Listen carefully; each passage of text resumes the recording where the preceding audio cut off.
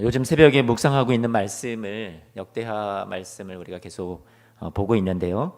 남왕국 유다의 왕들의 이야기가 계속해서 소개되고 역사의 기록으로 우리에게 전해주고 있어요.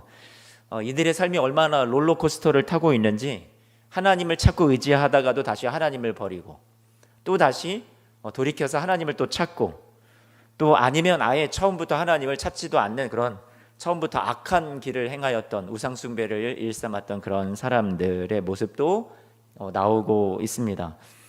이렇게 엎치락 뒤치락하는 이 왕국의 모습을 보면서 저 같으면 단칼에 그냥 제가 하나님이었다면 아마 아이고 너희들은 그냥 가망이 없어 끝장을 내버릴 텐데 하나님께서 이들을 여전히 사랑하시고 이들이 돌이키기를 원하시는지 많이 참으시고 이들이 악에 빠졌으면 다시 기회를 주시고 그들에게 하나님께서 돌이킬 수 있는 그런 은혜를 베푸시는 것들을 성경 말씀에서 곳곳에서 보게 됩니다. 처음부터 하나님이 심판이 예정되어 있었던 것이 아니라 하나님이 이들을 끝까지 기다리시다가 끝내 하나님의 때가 되어서 하나님이 또 공의를 이루시고 정의를 이루셔야 되는 그런 때가 되면 이들은 어쩔 수 없이 심판을 받게 되는 그러한 결말을 보게 되죠. 오늘 새벽에 말씀을 묵상했던 내용을 짧게만 요약을 해보면 북이스라엘에는 엘리야와 바알 숭배로 유명했던 아합과 이세벨이 그 나라를 이끌어가고 있었어요. 갈멜산에서 대결해서 여러분들이 잘 아시는 대로 엘리야 선지자가 갈멜산에서 이 바알 선지자들과 싸우는 이야기가 나오죠. 우상의 문화와 싸웠습니다. 그래서 이겼죠. 그런데 그 이유가 되었던 것은 이세벨이라는 이 여왕이 그 두로라는 곳이죠. 시돈이라고 하기도 하는데요. 페니키아의 그곳 시돈이라는 곳에서 공주였는데 거기는 이제 바알 숭배가 가득했던 우상의 그런 나라였죠. 근데 이 이세벨이 그 바알 문화를 우상 숭배를 가지고 이 나라에 시집을 왔던 거예요. 그러니까 북이스라엘 아합 왕도 이 왕비의 영향으로 인해서 온 나라에 바알 숭배를 퍼뜨리는 그런 장본인이 되고야 말았죠. 그런데 이 신앙이 좋았던 그 당시에 남유다의 여호사밧 왕도 결국 이 아합과 함께 힘을 결탁해서 하나님을 의지했어야 되는데 잠시 신앙을 하나님 앞에 이 여호사밧도 하나님의 뜻을 따르기보다는 잠시 인간의 욕심을 내었던 적이 있었던 거죠. 그래서 아합과 결탁하여서 우리가 힘을 모아서 아람도 쳐들어가고 그렇게 했으면 좋겠다 해가지고 정략 결혼을 했는데 이세벨의 딸이었던 아달랴가 결국 남유다로 그 어머니 이세벨의 영향을 가지고 바알 숭배의 문화를 끌고 남유다 왕국까지도 끌고 들어오게 되었던 거죠. 그래서 이 아달랴가 여호람이라는 아들을 낳았는데 그래서 이 여호람이라는 왕이 이제 즉위를 하고 여호사밧이 아버지가 죽고 나서 여호람이 왕이 되어서 다스리기를 시작을 할 때 많은 일들을 악을 행했습니다. 형제들을 다 칼로 죽이고요.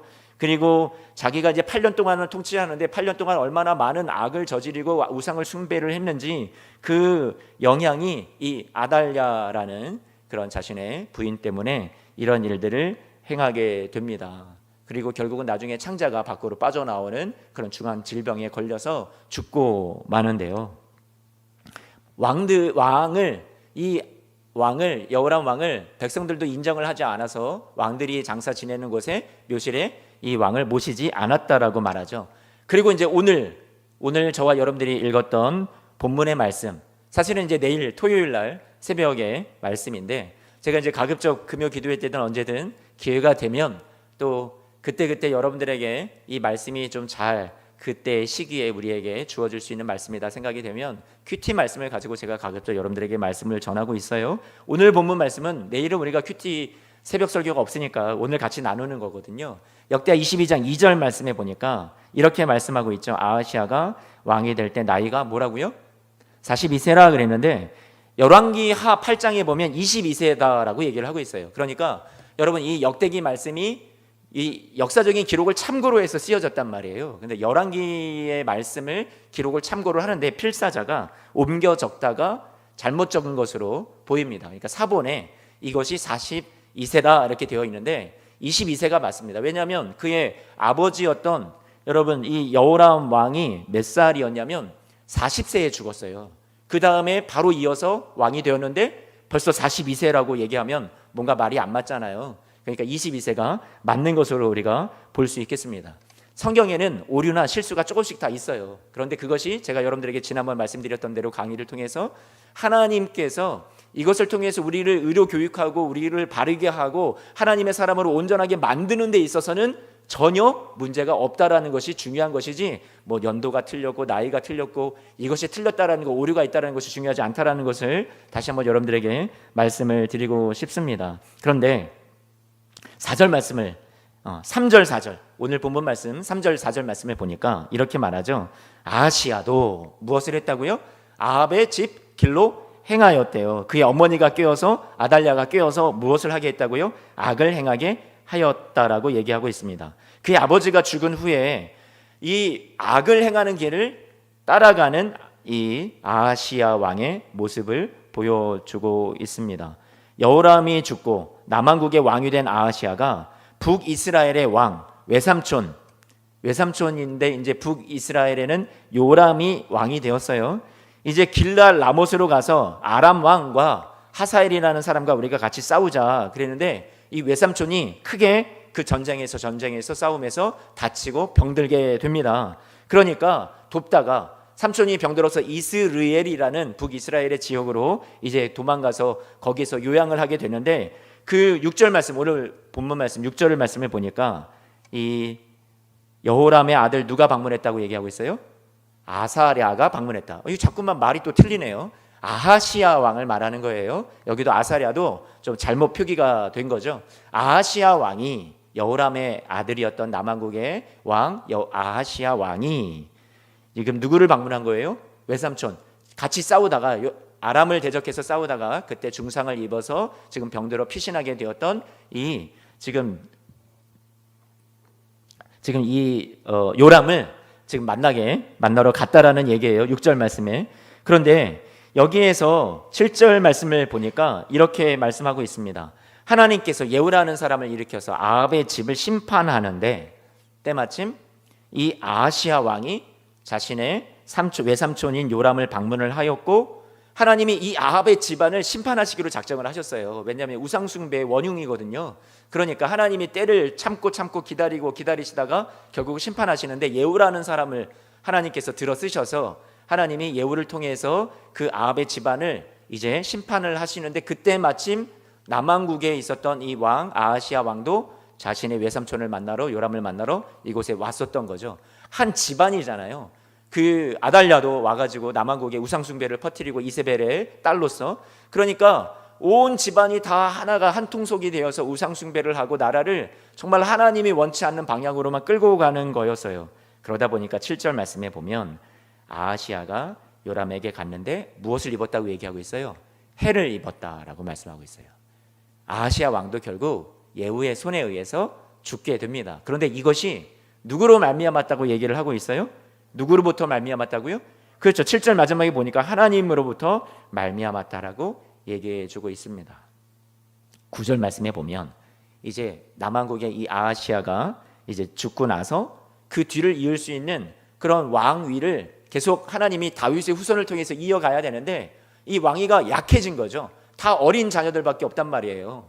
그런데 이런 상황 속에서 그 아하시야의 엄마였던 아달랴가 생각을 하게 되는 것이 지금 북쪽에 가면 자신의 아버지도 죽고 자신의 어머니 이세벨도 죽고 다 온 집안이 망한 거잖아요. 그러면 나를 뒷받침해 줄 수 있는 이 정권을 지킬 수 있는 것이 내 아들 아하시야도 죽었는데 누가 나를 지켜줄 수 있을까 해가지고 이 아달랴가 생각한 것이 무엇이었냐면 자신의 손주들, 자신의 손녀들, 그러니까 손자 손녀들을 다 일제히 죽여버리는 거였어요. 왜요?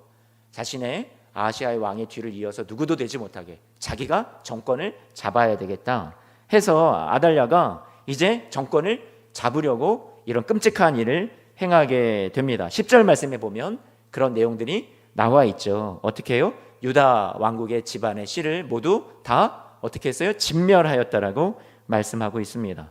그래서 이때 이 아달랴가 유일하게 유다의 역사 속에 왕비로서 나라를 다스렸던 6년의 세월이 성경에는 기록이 되어 있어요. 그런데 이때 어떠한 일이 일어나냐면 여러분 오늘 말씀에 보니까 11절 말씀 한번 볼까요? 11절 왕의 딸 누구요? 여호사부앗이 아하시아의 아들 요아스를 왕자들이 죽임을 당하는 중에서 몰래 빼내어서 아달랴를 어떻게 했어요? 피하게 했다라고 말하고 있어요. 그러니까 여호람 왕의 딸이고 이 죽었던 왕 아하시아의 누이가 되죠. 그런데 이 아달랴의 딸은 아니었던 것 같아요. 배다른 그런 어머니에게서 난 그런 딸이었던 것 같아요. 그래서 이 여호사부앗이 숨겨주었던 거예요. 자신의 조카를요. 그래서 몰래 빼내어서 요아스를 6년 동안 어디에다 숨겼냐면 성전에 숨겨주었습니다. 그곳에서 살아남게 하였죠. 그래서 구사일생으로 이렇게 살아남게 한 다윗의 씨가 남아 있었고, 그리고 다윗의 후손에게 하나님이 약속해 주셨던 그 씨를 후손을 통해서 계속 왕위를 이어가게 하신다라는 것이 하나님의 약속이었는데, 그 약속이 하나님께서 이 여호사부앗이라는 여인의 마음을 움직이시고 그를 하나님이 도구로 쓰셔서 하나님의 신실하신 약속을 계속 이어가게 하시는 것을 우리는 말씀 속에서 우리가 기억할 수 있고 바라볼 수 있게 됩니다. 이런 와중에서도, 이런 악이 들끓는 상황 속에서도 하나님이 신실하시게 그 다윗에게 주셨던 약속을 그래도 어지러운 중에도 은혜를 놓치지 않으시고 계시는구나라는 것을 우리가 알 수 있죠. 이 6년 동안 이 아달랴라는 이 왕비가 이제 진짜 왕처럼 등극을 해가지고 온 나라를 통치할 때 얼마나 공포스러운 정치를 이어갔겠냐라는 거예요. 여러분, 우리 역대하 21장 7절 말씀에 같이 한 번만 좀 볼까요? 같이 읽어보죠. 시작. 여호와께서 다윗의 집을 멸하기를 즐겨하지 아니하셨음은 이전에 다윗과 더불어 언약을 세우시고 또 다윗과 그의 자손에게 항상 무엇을 주신다고요? 등불을 주겠다고 말씀하셨다라고 말씀해주고 있습니다. 하나님이 이 다윗의 집안을 끝까지 이어가겠다라고 약속을 하셨는데, 그런데 지금의 상황을 보면 막 아달랴가 온 그 왕씨 집안을 다 죽이고 그리고 멸하려고 하는 그런 가운데 우상 숭배가 들끓게 만들고 악을 행하는 가운데 하나님께서 어떻게 하나님의 그 약속을 지켜 가시는가를 우리는 말씀 속에서 볼 수 있는데요. 하나님께서 끝까지 등불을 포기하지 않으시겠다는 것, 등불을 이어가시겠다는 얘기는 무엇이냐면 이 다윗의 후손을 통해서 결국 이 나라를 꼭 하나님의 나라로 만들고 회복하시겠다라는 하나님의 당신의 의지가 너무나도 강하게 있다라는 것을 말씀해 주고 있어요. 그런데 현실은 어땠을까요? 현실은 이 백성들이 느끼는 현실은 전혀 그렇지 못했다라는 거예요.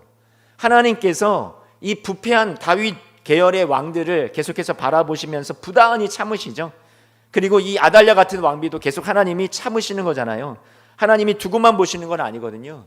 그런데 하나님께서 끝내는, 하나님께서 이 다윗에게 주셨던 약속을 하나님께서 이루실 것이라고 믿지만 이 백성들이 살아가는 현실의 삶에서는 너무나도 실패의 연속인 것만 같아요.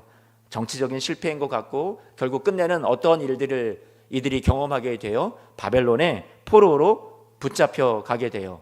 왕족이 다 멸망하는 것 같았어요. 그리고 포로 생활 이후에 다시 돌아와서 이 공동체를 다시 회복시킨다라고 생각을 했지만 그건 역시도 개혁도 흐지부지 되면서 야, 이제는 더 이상 가망이 없구나, 모든 것이 끝났구나라고 생각을 하게 돼요. 구약 성경의 역사를 보면요, 여러분, 그 뒤에 이야기는 다윗의 후손을 앉을 그 보좌가 어떤 상태로 끝나느냐면 텅 비어있는 상태로 끝나는 거예요.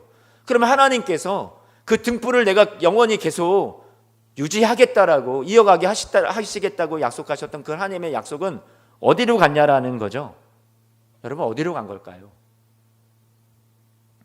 우리는 이 역대하 말씀을 앞으로도 계속 묵상을 해가는데 이 말씀 속에서 우리가 깨달아야 될 것은 여러분 이것에 있어요. 왕들의 모습을 보면서 실패하고 또 때로는 성공하고 엎치락뒤치락하는 이 모습들을 보면서 나도 이렇게 실패하면 안 되겠다, 나도 이런 성공한 왕이 되어야 되겠다. 우리가 가까이서 보면 개인의 어떤 우리의 신앙생활에 적용점을 발견을 할 수 있고 우리가 하나님이 주시는 영적인 교훈을 얻을 수 있어요. 그런데 그것뿐만 아니라 그 개인의 하나님 앞에서의 신앙이 엎치락뒤치락하는 그 모습뿐만 아니라 우리는 조금 더 큰 숲을 볼 수 있었으면 좋겠어요. 큰 그림을 볼 수 있었으면 좋겠어요. 여러분, 이 큰 그림을 가지고 이 역대하의 말씀들을 쭉 왕들의 이야기를 막 살펴보면 큰 그림이 우리에게 전해주는 하나님의 말씀의 교훈이 무엇이냐면, 이 역대기 말씀을 통해서 제가 한 가지로 여러분들에게 오늘 말씀드릴 수 있는 것은, 역대기의 교훈은 하나님 나라에 관한 것이다 라고 말씀을 드리고 싶어요. 하나님 나라에 관한 것이다. 하나님이 이 역대기 말씀을 우리에게 왜 주셨냐? 하나님은 하나님의 꿈이 있어요. 하나님은 하나님의 나라를 온전히 이루고 싶어요.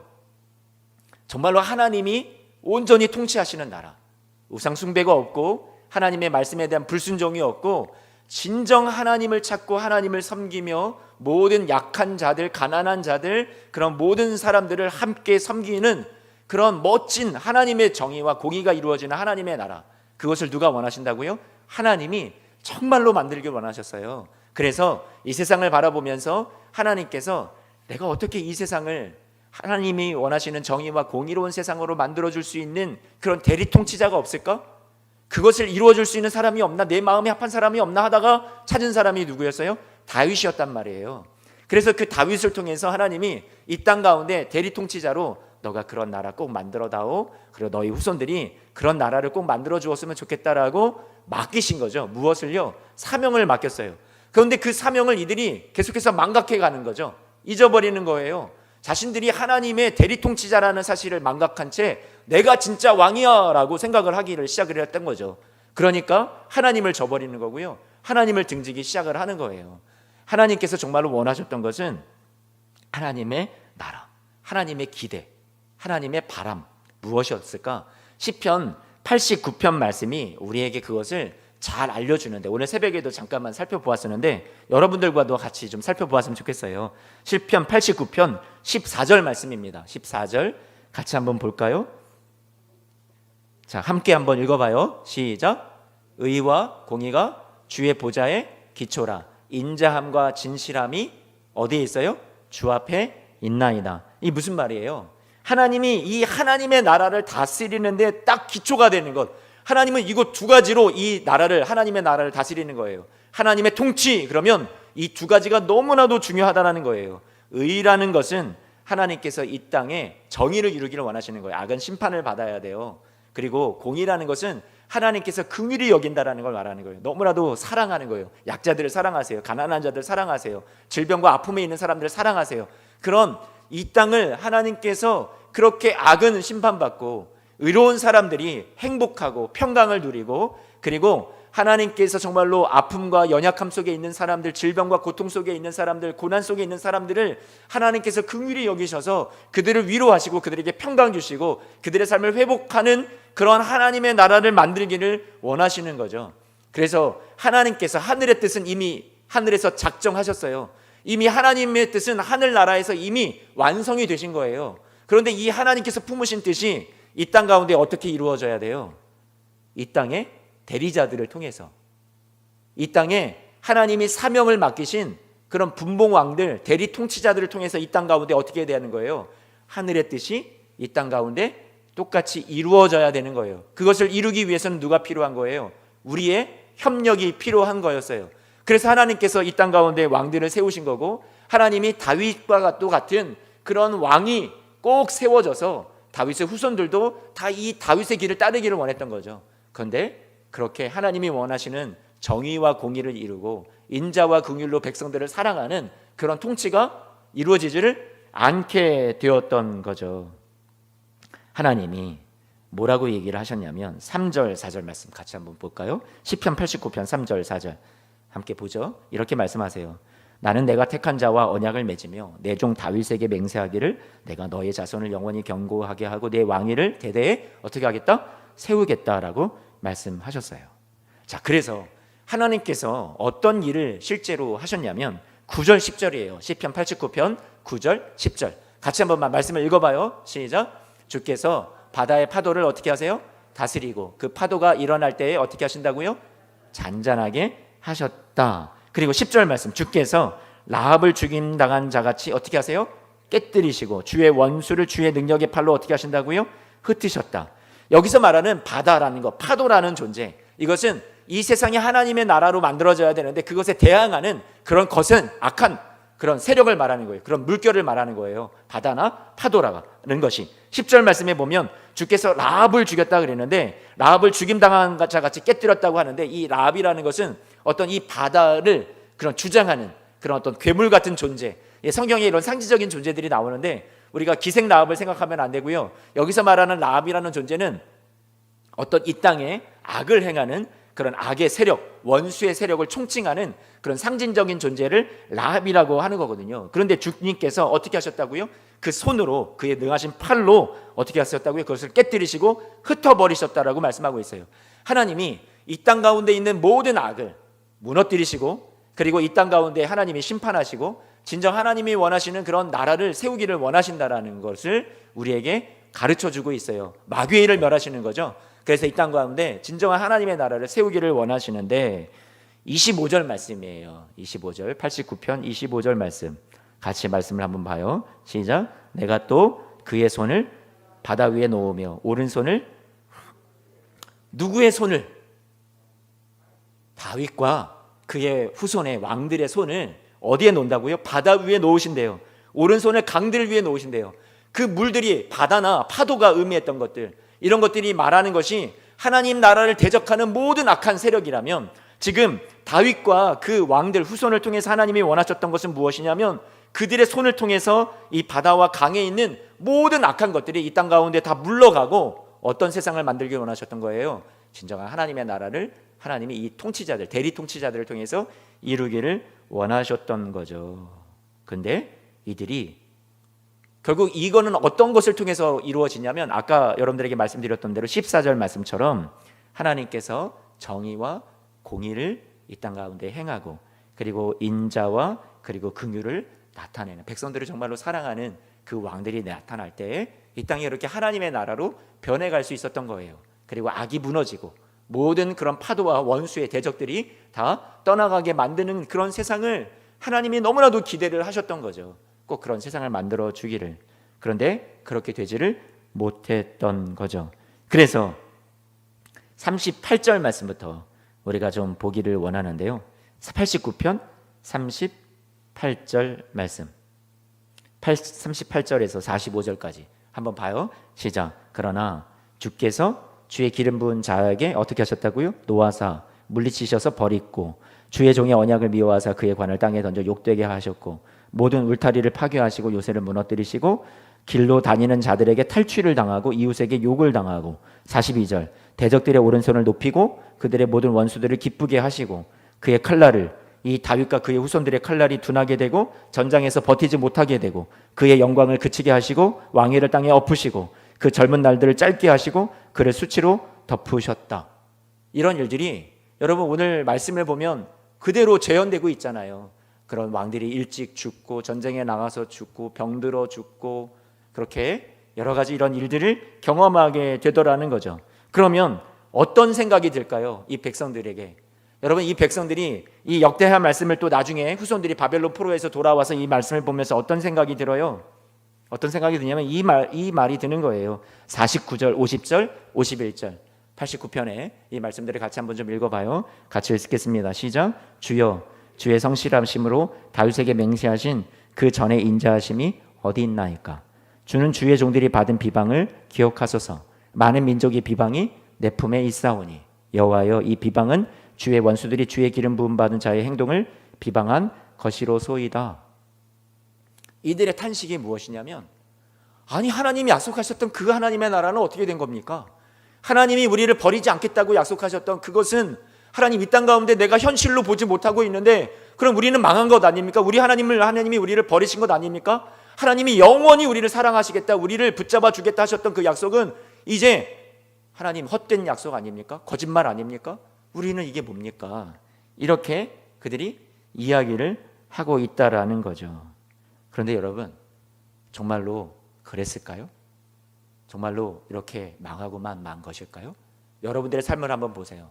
지금 우리가 살아가고 있는 우리의 삶이 하나님의 약속의 말씀은 우리에게 주어져 있지만 하나님이 늘 약속은 주셨지만 우리의 현실을 바라볼 때는 정말로 녹록지 않은, 우리가 만만치 않은 그런 이 땅의 어둠의 현실을, 또 악이 들끓는 현실을 우리는 계속 살아가고 있어요. 우리의 삶도 엎치락 뒤치락해요. 내가 하나님 말씀에 순종하는 것 같다가도 불순종하고 하나님을 등지는 것 같고, 내가 회의에 빠지기도 하고, 우리가 그렇게 살아갈 수밖에 없는 이 삶의 정황 속에서 과연 하나님의 나라는 계속 이어져 가고 있을까요? 여러분 어떻게 될 것 같으세요? 하나님의 나라는요 계속 이어져 갑니다. 하나님이 여전히 통치하십니다. 하나님이 여러분들의 삶을 끝까지 사랑하시기로 작정하셨기에, 여러분들에게 승리를 약속하셨기에 하나님은 반드시 그 약속을 이루실 거예요. 우리의 반역이, 우리의 실패가, 우리의 이 역대하에 나오는 계속 반복돼서 나타나는 이 엎치락 뒤치락하는 이 이야기가 하나님의 사랑을 끊어낼 수 있느냐? 아니요, 절대로 끊어낼 수 없다. 그것을 성경은 우리에게 지금 가르쳐 주고 있어요. 여러분, 이스라엘 백성들, 유다 사람들은, 지금도 유대인들은 이 역대하 말씀을 보면서 어떤 생각을 하냐면, 그래도 하나님, 우리 국민이 반드시 다윗과 같은 메시아가 와서 우리가 지금보다 더 영광스러운 그때를 회복하게 하실 겁니다라는 딱 거기에 머물러 있단 말이에요. 자국민들의 어떤 영광과 번성에 대해서 아직도 꿈을 놓치지 않았어요. 그들은 역대한 말씀을 보면서 거기까지밖에 생각을 못해요. 이미 우리에게 예수 그리스도를 이루어 주신 예수 그리스도를 통해서 다윗의 후손으로 영원한 언약을, 이 언약, 그 너희의 등불이 다윗에게 주셨던 약속이 끊어지지 않게 하시겠다라는 것이 예수 그리스도를 통해서 이 땅의 진정한 왕으로, 이전에 실패했던 그 열왕들의 모습이 아니라 진정 이 땅 가운데 하나님이 주시는 정의와 공의를 이루고 인자와 긍휼을 행하여서 하나님 나라를 이 땅 가운데 실현화하기 위해서 오신 예수님이 오셨지만, 그들은 그 예수님을 알지 못하죠. 하나님이 신실하시게 약속을 이루셨다라는 사실조차도 모르고 그들은 지금은 살아가고 있어요. 하나님은 거짓말하지 않으세요. 하나님의 약속은 우리의 배반에도 불구하고 여전히 계속해서 이어집니다. 오늘 말씀 속에서 여러분들에게 하나님께서 이 역대하 말씀에서 오늘 강조하고 있는 것은 무엇이냐면, 너희의 실수에도, 너희의 연약함에도, 너희의 배반에도, 그럼에도 불구하고 내가 너희에게 지키기로 한 이 신실한 언약과 약속은 절대로 변개하지 않아. 하나님이 약속해 주시는 것이 역대하 말씀의 전체적인 맥락에서 우리가 꼭 놓치지 말아야 될 그런 분명한 중요한 신학적인 그런 내용이라고 우리가 말씀을 드릴 수 있겠습니다. 다윗 왕조의 미래는, 저와 여러분들의 삶은 하나님의 신실하심에 달려 있다라는 거예요.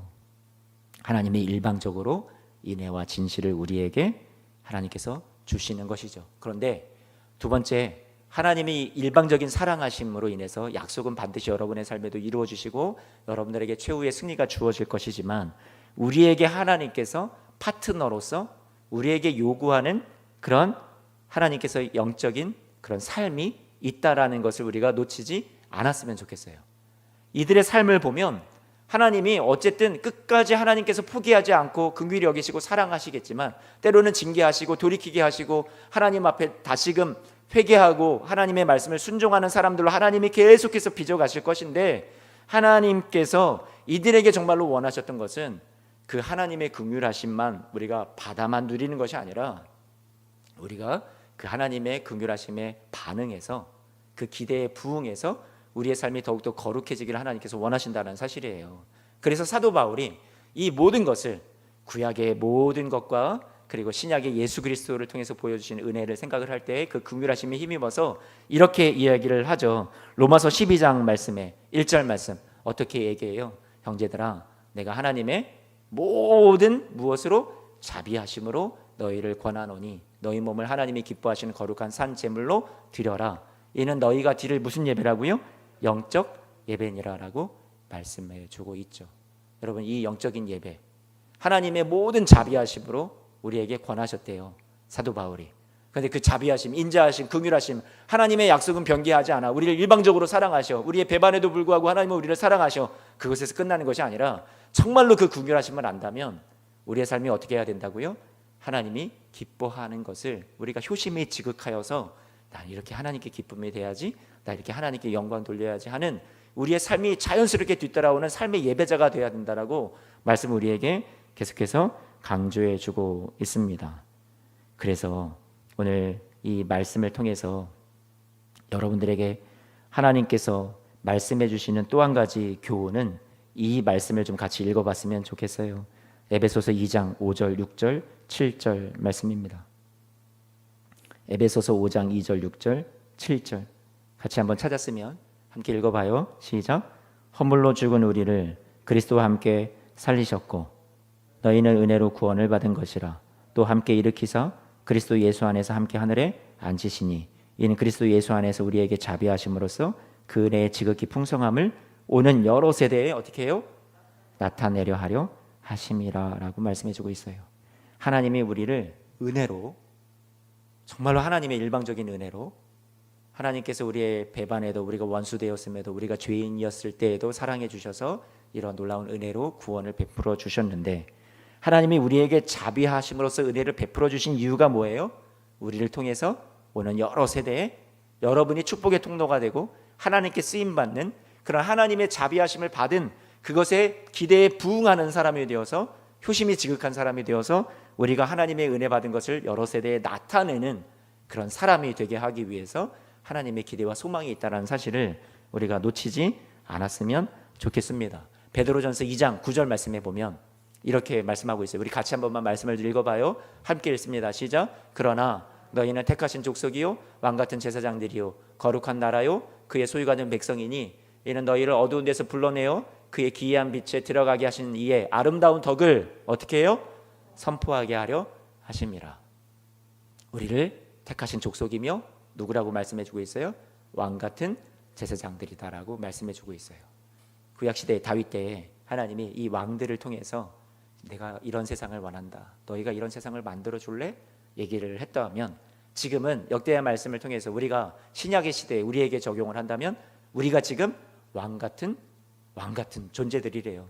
그리고 제사장들이래요. 제사장들이라는 것은 하나님과 세상을, 하나님과 이 하나님의 사랑을 알지 못하는 세상 사람들에게 중재자가 되고 다리가 되어주는 존재를 말하죠. 여러분들을 그런 왕같은 왕같은 자들이라고, 그런 중재자들이라고 얘기해주고 있어요. 다윗과도 같은 사람들이 되래요. 하나님이 원하시는 그런 의와 정의와 공의를 이루는 사람, 인자와 긍휼을 하나님이 대신 팔이 되어서, 하나님의 손과 발이 되어서 이 땅 가운데 이루어주는 그런 멋진 하나님의 그런 대리자들이 되라고 하나님께서 이 말씀을 통해서 우리에게 지금 가르쳐 주고 계세요. 우리를 하나님께서 그렇게 불러주셨습니다. 말씀을 정리하고 마치고자 합니다.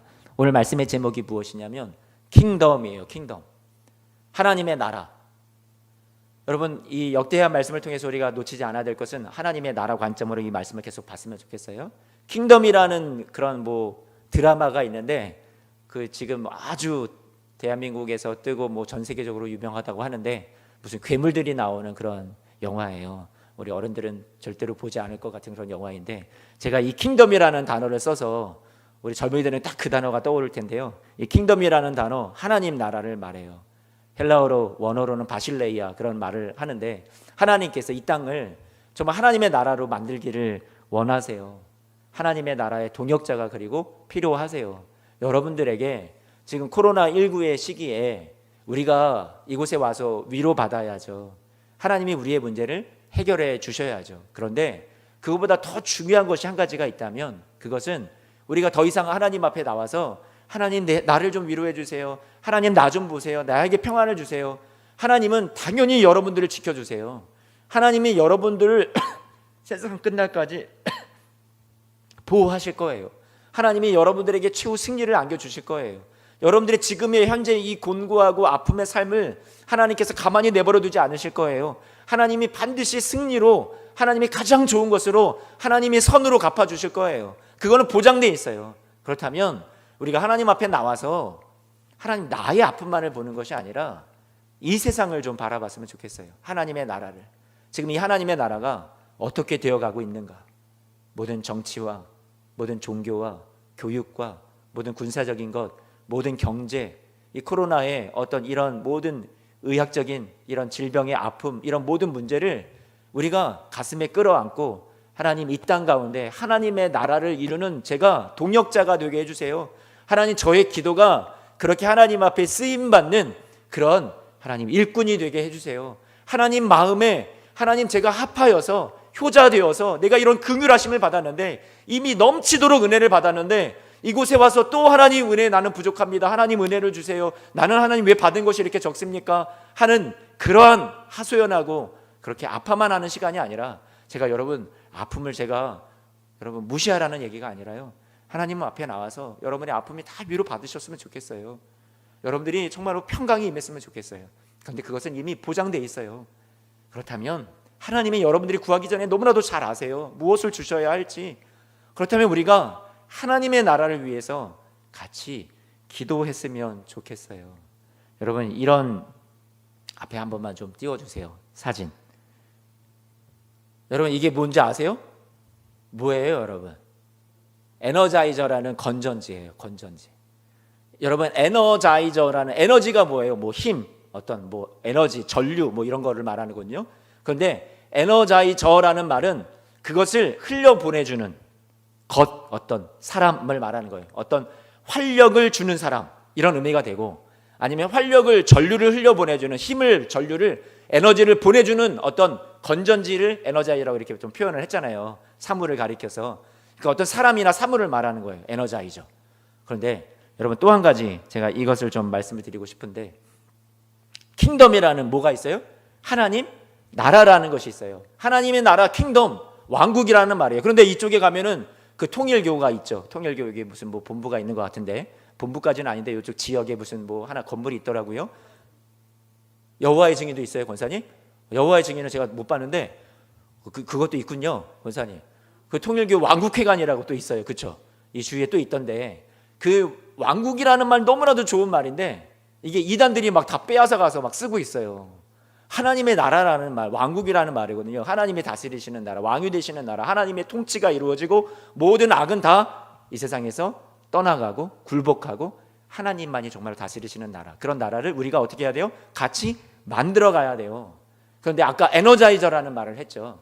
제가 아는 목사님이 이렇게 영어에는 없는 이야기인데 이 킹덤이라는 하나님의 나라를 가지고 이런 말을 표현을 했어요. 킹덤아이저.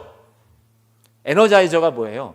활력을 막 주는 사람, 공급해 주는 사람이라면 킹덤아이저라는 말은 무슨 말이냐면 이 하나님의 나라를 가지고 퍼뜨리는 사람을 말하는 거예요. 하나님의 나라를 이 땅 가운데 이루어질 수 있도록 도와주는 사람들, 하나님의 동역자들, 하나님 자신이 하나님 나라를 이루는 사람이고, 이루는 분이시고, 하나님 자신이 하나님의 나라를 이 땅 가운데 이루기를 원하시는 뜻을 이미 하늘에서 이루시고 하나님 나라를 완성하신 분이시고 이 땅 가운데 누구를 통해서 이루신다고요? 저와 여러분들 통해서 이루어 가기를 원하세요. 우리가 하나님의 나라를 이루는 이 땅 가운데 하나님의 나라를 막 퍼뜨리고 전달해주는 누가 돼야 돼요? 동역자들이 되셔야 돼요. 우리가 꼭 그렇게 됐으면 좋겠습니다. 성도 여러분, 오늘 말씀 속에 나와 있던 아달랴든 여호람이든 여러분 요람이든 아하시아든 이런 많은 사람들이 다 하나님의 그 마음을 알아요, 몰라요? 하나님의 그 기대에 부응해요, 못해요? 다 못하는 사람들이었어요. 오늘 하나님이 여러분들을 바라보시면서 다 자기의 욕심만을 채워요. 내가 이렇게 더 누리리라, 내가 더 이렇게 부강해지리라, 내가 권력을 차지하리라, 내가 하나님 대신해서 내가 이 땅을 정말로 왕이 되어서 하나님이 왕이 아니라 내가 왕이야 라고 생각하는 그런 교만함에 빠져 있었던 사람들이에요. 오늘 우리는 어떤 모습으로 살아가고 있나요?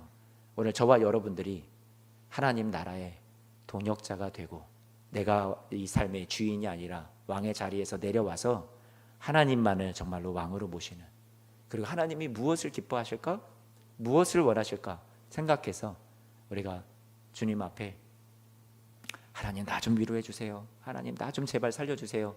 하나님께서 여러분 분명히 구원해 주시고 하나님이 최후 승리 주실 건데 거기에서 조금 더 성숙해서 하나님 앞에, 여러분들은 다 성숙하신 분들인데요, 지금도 잘하고 계시는데 오늘 하나님의 말씀이 여러분 잘하시는 여러분들에게 한 번 더 독려하고 계십니다. 우리 오늘 하나님 나라를 위해서 우리 같이 기도하자. 동역자가 되어달라고. 그래서 오늘 여러분들과 함께 오늘은 중보기도 사역으로 우리 교회의 여러 가지 기도 제목과 나라와 민족을 위해서 우리 합심해서 기도하면서 하나님 나라를, 하나님이 원하시는 기뻐하시는 나라 이 땅 가운데 꼭 이루게 해 주십시오. 그렇게 하나님의 나라의 멋진 동역자들이 되시기를 주님의 이름으로 축원합니다. 오늘 같이